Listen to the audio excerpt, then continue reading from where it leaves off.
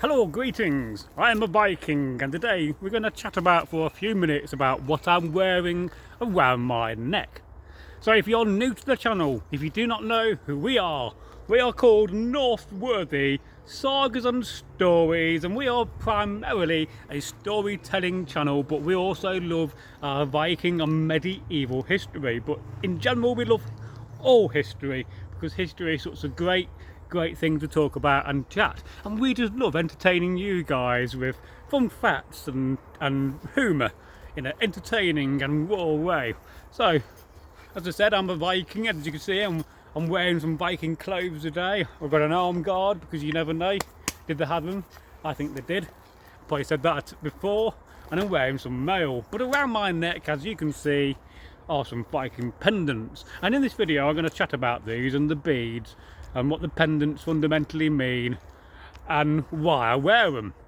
So the first thing you'll probably notice is that I'm wearing two Thor's hammers. One is silver, as you can see there, bring it up, and has silver rings, and each one has been individually made. So you know, you price these up about £5–10 a ring to make from a jeweller. It's quite pricey. And the other Thor's hammer, it's basically a very basic one you can get at reenactment shows, and it's got a red crystal in there, and I don't know whether I like it or not, but it's just been on this pendant for a long time, and I like to keep things I've had like that. And I wear a Thor's hammer for many reasons. It gives you strength.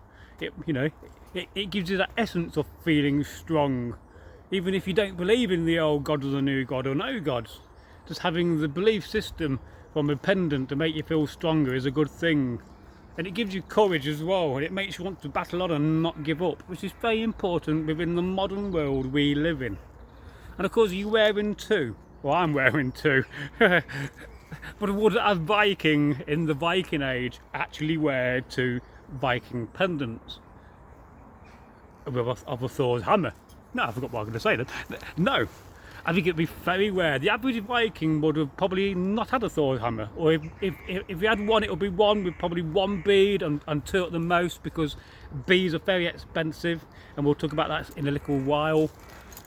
And so the average Viking would have had just a smaller Thor's hammer than this, probably half the size, pewter, brass, bronze, and if he's got the coin, silver, or even gold. Wow.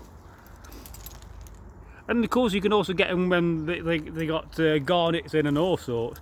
And of course I've got a lot of beads on here, and the reason why I've got a lot of beads is because I'm kind of having a competition with Egil with his necklace, and it's just showing off my wealth. But an average Viking would not have had this many beads. If so, he would have kept them somewhere safe, because they're classed as precious gems in this time. And what I'm going to do, I'm going to take this one off. Hang on. We'll give you a little up-close view of the beads. And I used to get these beads in Loughborough. There was a very good bead shop. Now, a couple of other things here. You got a figure of Freya, and this is like a serpent figure. Don't know quite what that is. I forget now. I've got so much Viking kit, you sometimes forget what you got.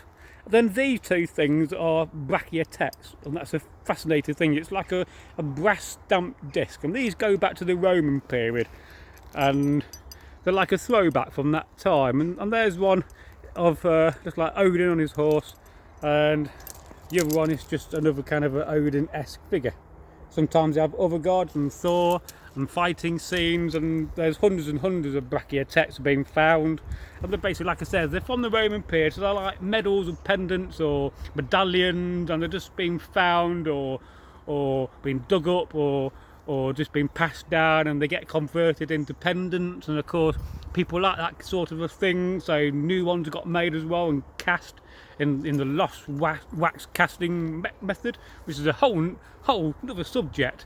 So, and that is that necklace, and there's quite a few beads, and I do say a bead is worth about a week's wages, but I think it would be worth more than that in my mind.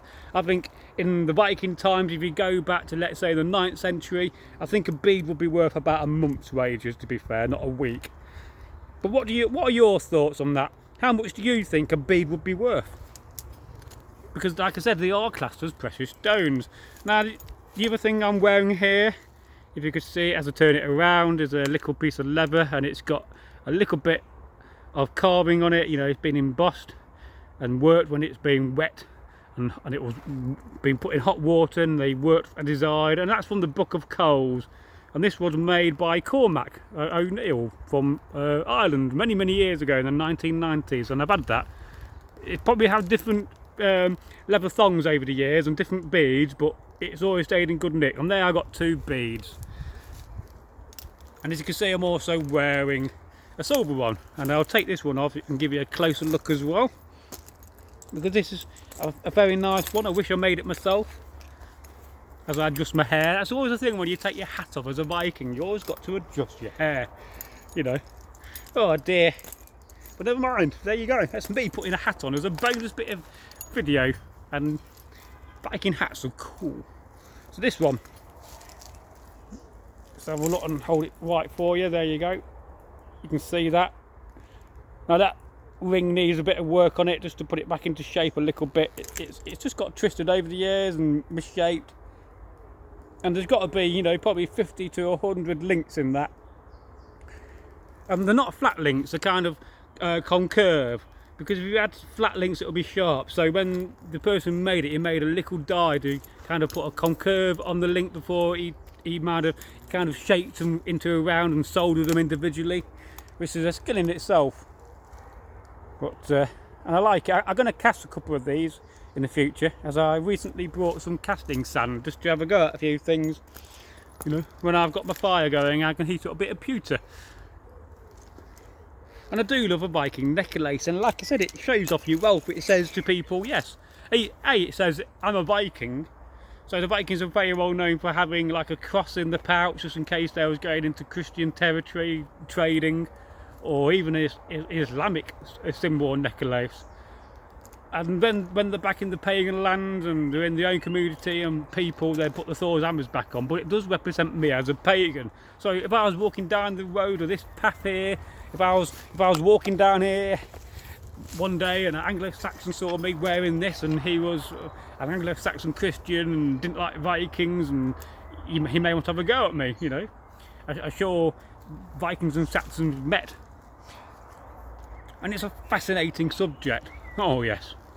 And I've got many necklaces, and I do have one original one from the 9th century, which is an Arabic coin, and they're very common, and I will show you that as well in the future, and perhaps do a much longer video on Viking and Anglo-Saxon adornment.